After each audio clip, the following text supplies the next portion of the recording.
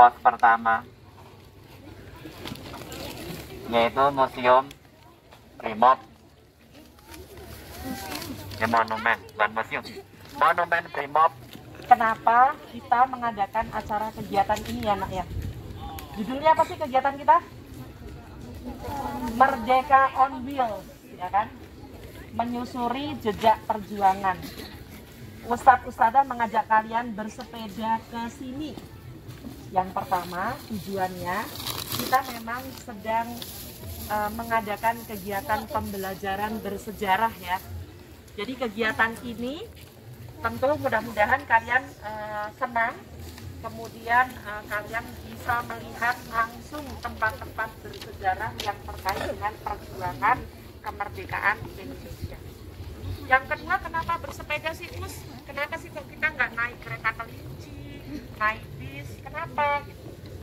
Ustadz pengen mengajak kalian untuk melatih keterampilan fisik kalian. Karena bersepeda ini melibatkan aktivitas fisik ya kan?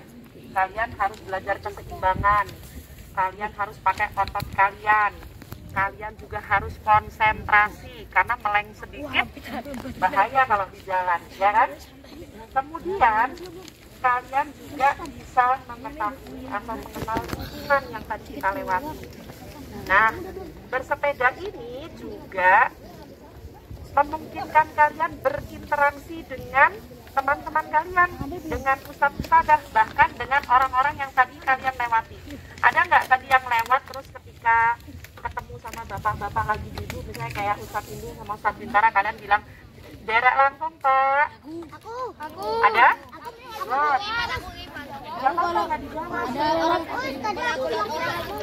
Monggo Pak, permisi Pak, derek langsung Pak, jangan lupa sambil senyum sehingga kalian dapat memperluas lingkup pergaulan pendapat dan banyak kempes tiba-tiba. Tapi ya nggak apa-apa, bilang jalanin aja gitu kan ya. Ketika melihat bisa mulai perasaan, ada yang kiri nggak?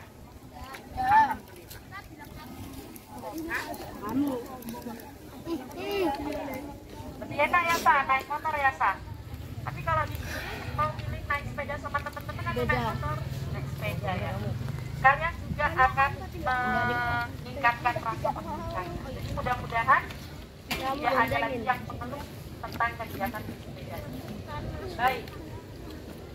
Pemberhentian kita yang pertama adalah Monumen Brimob Argomulyo. Ini letaknya di Dusun Sengon Karang, Argomulyo, Sedayu, Bantul. Ya, di Bantul. Nah, Dusun Sengon Karang.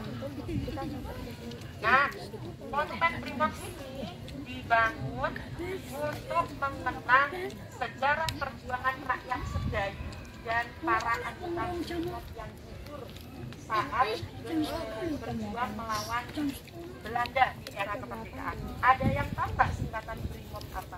BRI Mobile. Hah? BRI Mobile. Brigade Mobil, betul. Jadi ini adalah monumen yang dibangun untuk mengenang perjuangan rakyat Sedayu dan anggota Brigade Mobil melawan kemerdekaan.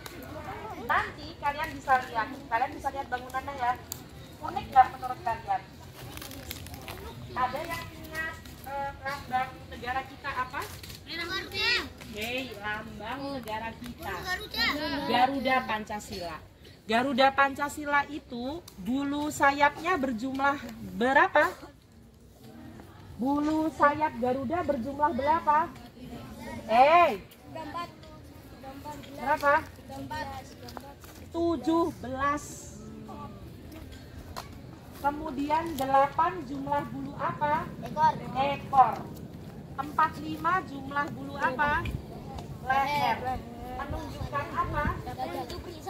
Hari kemerdekaan Indonesia 1945. Ternyata ini juga loh, monumen ini juga loh. Saya mencari di Google, ternyata bangunan tertinggi monumen itu tingginya 17 meter sesuai dengan tanggal kemerdekaan kita. Tadi kalau kamu masuk ke sana, kamu akan lewat tangga, nanti boleh dicek. Jumlah tangganya itu ada 8 anak tangga yang menunjukkan bulan kemerdekaan negara Republik Indonesia. Kemudian, ya, kita cek dulu. Ada 45 buah petak cor yang ada di bawah monumen Brimob menunjukkan tahun kemerdekaan kita. Jadi 17 8 anak tangga dan 45 buah petak cor menunjukkan tanggal kemerdekaan. Ya Hasan, petak cor di bawah monumen. Nanti dilihat dari depan aja. Dihitung boleh 45 buah. Nah, kamu yang datang ke monumen ini akan mendapatkan tambahan pengetahuan dan wawasan tentang perjuangan rakyat Sedayu, khususnya di zaman kemerdekaan. Nanti kamu bisa lihat ya, ada nama-nama pahlawan yang gugur yang tertulis di prasasti kehidupan. Sudah lihat? Ya, ada nama siapa aja yang kamu ingat? Nggak ingat, tapi ada yang namanya apa dan lebih Anwar. Anwar. Nah, pada masa setelah serangan umum 1 Maret 49, ternyata pihak Belanda, saya bacakan ya, melakukan penyisiran penduduk di wilayah Kemusuk Sedayu. Dalam peristiwa ini, banyak penduduk dan anggota Brimob yang menjadi korban. Dari penduduk sipil ada 202 orang dan 68 anggota Brimob. Kemudian, pada perlawanan berikutnya, suatu penduduk yang menjadi korban sebanyak 102 dan anggota. Nah, itu adalah sejarah dari didirikannya monumen Brimob yang ada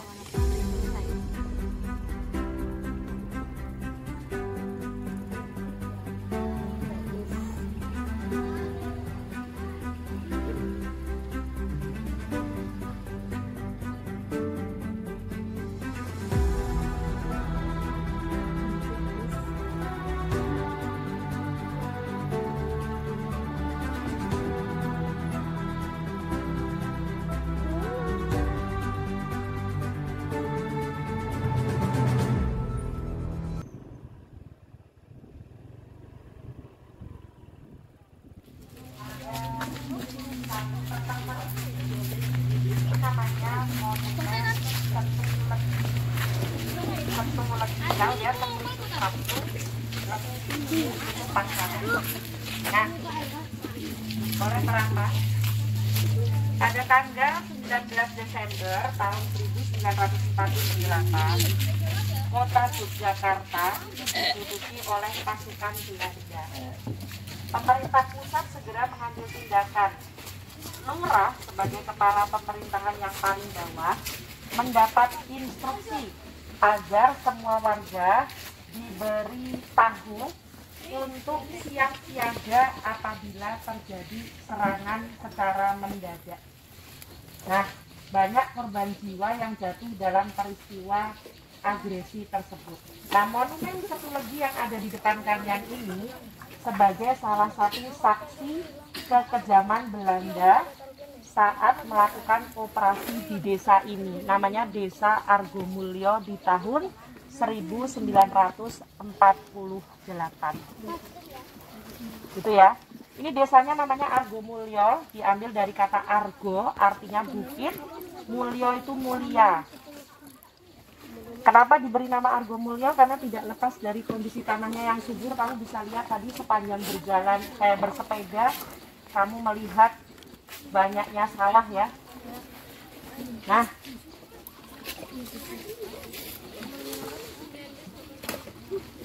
untuk mengenang perlawanan gerilya yang dilancarkan oleh masyarakat Argomulyo terhadap Belanda, maka didirikanlah monumen Setu Legi ini. Kenapa? Karena pendirian monumen ini, kenapa dinamakan Setu Legi? Karena dilatar belakangi oleh peristiwa pada hari Sabtu Legi di tanggal 7 Januari 1949. 7 Januari 49 itu tepat di hari Sabtu Legi terjadi operasi secara mendadak dari pihak Belanda sehingga banyak korban yang berjatuhan. Beberapa perangkat desa disandra supaya apa? Supaya mereka mau menunjukkan markas TNI ataupun orang-orang yang melawan Belanda atau dikatakan khianat kepada Belanda. Jumlah korban jiwanya ada sekitar 23 orang dan rumah yang dibakar ada 123 unit. Jadi ini terkait dengan peristiwa agresi militer Belanda yang kedua. Salah satu tokoh yang meninggal, kemarin Ustazah mendapat informasi dari petugas di Museum Soeharto, itu adalah ayahanda dari Bapak Prabowo Sutejo, yaitu namanya Bapak Pranomo Atmopambiro. Siapa Bapak Prabowo Sutejo ini? Beliau adalah pendiri Museum Soeharto. Jadi masih saudara dengan Presiden Soeharto. Presiden yang keberapa? Presiden Soeharto? Di sini Pak tulis ya. Terdengar pada hari Jumat Kliwon tanggal 7 Januari 1949 jam 17.30 telah tidur Bapak Pranomo Atmopambiro dari nomor 3 itu Prabowo Sutejo dalam perang mempertahankan kemerdekaan melawan tentara Belanda pada Clash. Clash itu agresi militer yang kedua. Salah satunya di gunung, namanya Gunung Jepati, Dusun Srontakan, Desa Argomulyo, Kecamatan Sedayu, Kabupaten Bantul. Ini adalah pemberhentian kita yang kedua. Ternyata dulu di tempat ini pernah terjadi peristiwa agresi militer Belanda yang kedua. Dan itu kalau kamu baca sejarah, kejadiannya cukup mengerikan ya. Karena Belanda benar-benar mengobrak-abrik markas TNI, pokoknya yang berkhianat pada penjajah mereka tidak peduli, semuanya dibabat habis sehingga korbannya banyak. Sehingga salah satunya didirikan monumen Setu Legi. Dulu ini juga Ustazah mendapat informasi dari petugas di Museum Soeharto. Tempat ini adalah tempat menggembalakan kerbau Presiden Soeharto ketika masih anak-anak.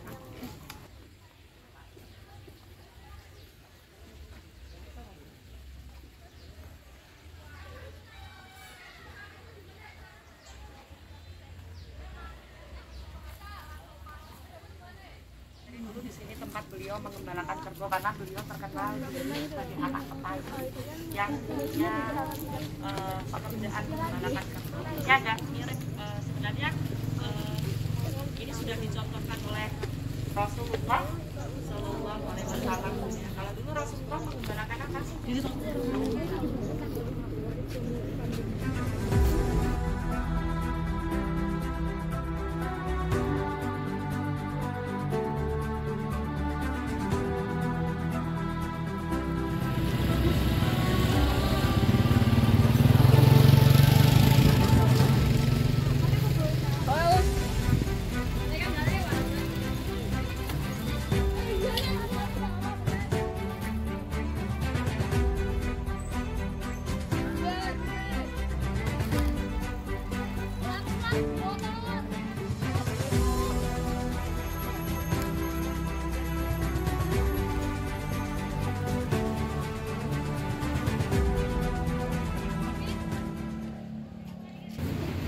Sampai di Taman Makam Pahlawan.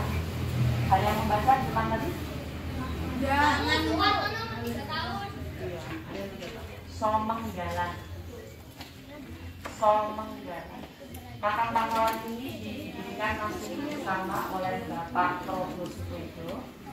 Beliau yang mendirikan Museum Soeharto. Kemudian makam ini dibuat. Mau menjelaskan dulu Pak, boleh? Sudah siap mendengarkan saja. Makam ini dibuat sebagai bentuk penghormatan bagi para pejuang yang gugur akibat peperangan melawan Belanda di tahun 1948 sampai 1949, dan sebelum serangan umum tanggal berapa tadi serangan umum? 1 Maret tahun 1949. Nah, para pejuang yang gugur saat melawan penjajah tadi, awalnya makamnya tuh terpencar-pencar. Nah, ada di lain-lain daerah begitu. Kemudian makam tersebut dijadikan satu, diletakkan di makam Somenggalan ini.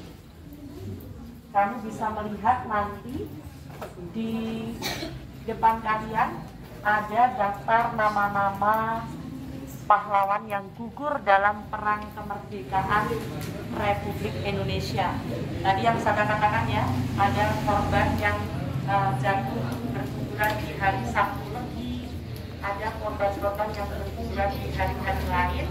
Ini selama agresi militer Belanda yang berulang, yaitu di tahun 1948 sampai 1949. Tadi Syafiq bilang ada siapa sih? Soekartono. Soekartono. Usianya berapa? 3 tahun. Jadi saat itu korban yang berjatuhan mulai dari balita, orang tua, ya, rakyat sipil yang tidak berdosa ikut. Mereka dulu pada berjuang untuk negara kita, dan namanya tertulis di tembok sebelah selatan, kurang lebih 202 makam. Bahkan ada yang tidak dikenal namanya, cuma disebutkan ulan, artinya tidak diketahui namanya siapa. Itu bedanya seorang pahlawan dan bukan pahlawan. Seorang pahlawan akan selalu dikenang dan didoakan oleh seluruh rakyat Indonesia. Orang yang berbuat baik, soleh, itu yang mendoakan banyak, mendoakan baik. Tapi ketika ada seseorang meninggal dalam keadaan khotimah, selama hidupnya banyak melakukan kejahatan, menzalimi orang, banyak yang mendoakan, tapi mendoakan jelek. Hanya ada 2 pilihan, su'ul khotimah atau husnul khotimah. Hanya ada 2 pilihan, didoakan baik atau didoakan jelek. Hidup adalah pilihan. Kalian tinggal memilih 2 pilihan tadi, mau jadi pahlawan atau mau jadi penjahat. Dan hari ini kita berkunjung ke sini ziarah kubur agar kita semakin memahami perjalanan hidup kita pada akhirnya akan mati, dan itu tidak mengenal usia. Tadi Syafiq bilang ada yang umurnya 3 tahun, mungkin tidak tahu apa-apa, menjadi korban perang.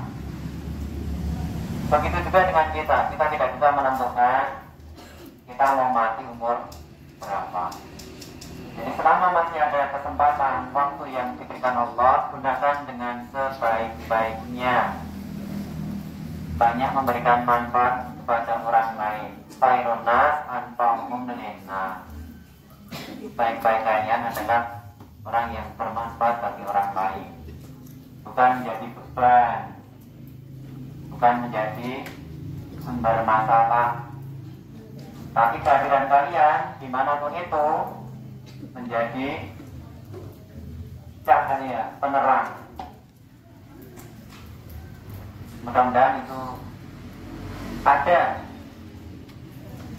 pada diri kita semuanya, anak-anak SD dalam seluruh Islam.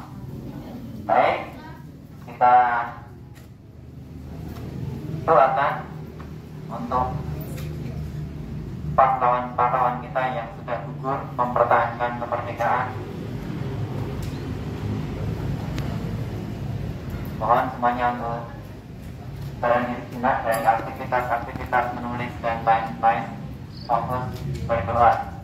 Karena insya Allah doa yang kita panjatkan itu juga akan kembali ke diri kita. Ada hadiniah al-fatihah. Bismillahirrahmanirrahim. Bismillahirrahmanirrahim. Iya, Nafim siratal ladzina an'amta 'alaihim ghairil maghdubi 'alaihim waladdallin. Ya Allah, ya Rahman, ya Rabb. Subhanallah walhamdulillah wa la ilaha illallah wallahu akbar wa la haula wa la quwwata illa billah. Ya Allah, ampunilah dosa-dosa para pahlawan kami yang telah gugur dalam berjuang dan mempertahankan kemerdekaan Republik Indonesia. Terimalah amal ibadahnya. Tempatkanlah mereka di sisimu di tempat yang paling tinggi. Satu.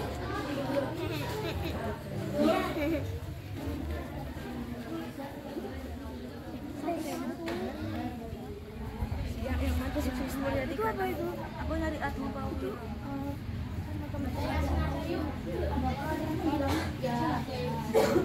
Yasin wal Qur'anil Hakim innaka laminal mursalin ala siratal mustaqim tanzilul azizil hamid.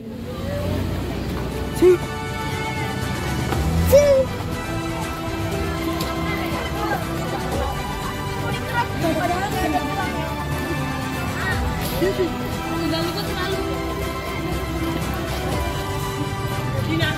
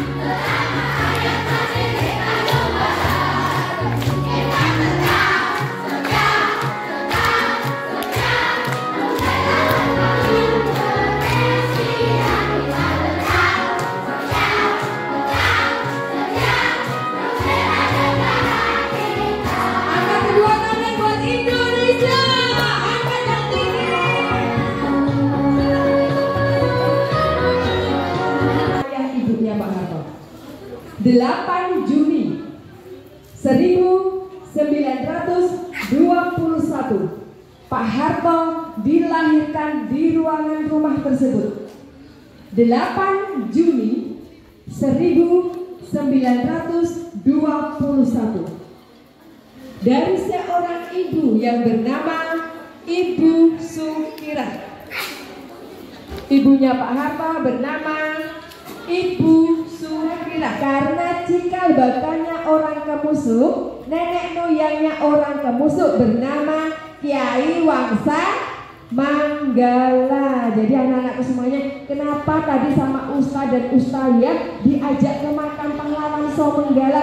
Karena benar di sini adalah itu makam-makam pejuang, makam-makam pahlawan orang desa Kemusuk. Kemusuk dan sekitarnya. Usia 19 tahun, Pak Harto masuk ke sekolah tentara, Angkatan Bersenjata Hindia Belanda atau KNIL. Lalu kemudian bergabung ke dalam Tentara Peta atau Pembela Tanah Air.